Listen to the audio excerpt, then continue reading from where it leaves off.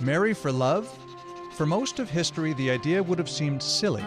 Marriage was essential for day-to-day survival, for reproduction and social acceptance. Today, we marry for love and so much more. But how did we get here?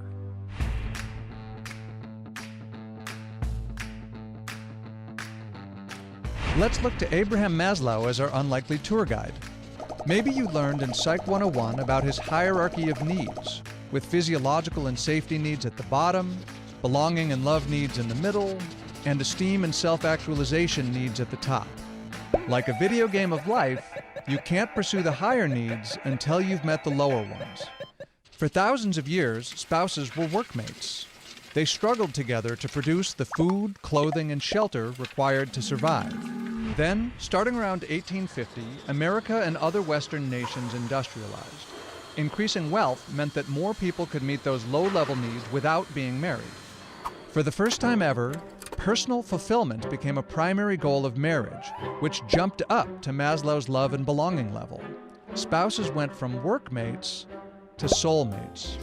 But this early version of soulmate marriage was based on the idea that men and women should adhere to radically different gender stereotypes in order to inspire love. The assertive breadwinner married the nurturing homemaker. In the 1960s, people staged a full-on revolt against these constricting social roles. Individuality, freedom of expression, and authenticity became the holy grail. Today, we still marry for love, but we also require that our partner help us grow toward our authentic self. Michelangelo said that sculpting is not about creating a sculpture, but about revealing it, chiseling and polishing the block of marble to reveal the beautiful form slumbering within.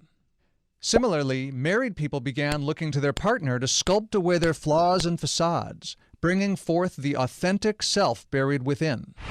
The climb of marriage up Maslow's hierarchy creates a paradox. On one hand, as our expectations become increasingly complex, more marriages fall short. To meet our highest needs, our partner must understand us profoundly. Even if we invest tons of time and effort in the relationship, which most of us aren't doing, there's no guarantee we'll attain this level of understanding. From this perspective, it's no surprise that the divorce rate doubled between 1960 and 1980, reaching 50%, or that the average marriage is less satisfying today than it was a few decades ago. On the other hand, the best marriages today are better than the best marriages of earlier eras. When they do manage to fulfill our highest needs, we can achieve, in Maslow's words, profound happiness, serenity, and richness of the inner life.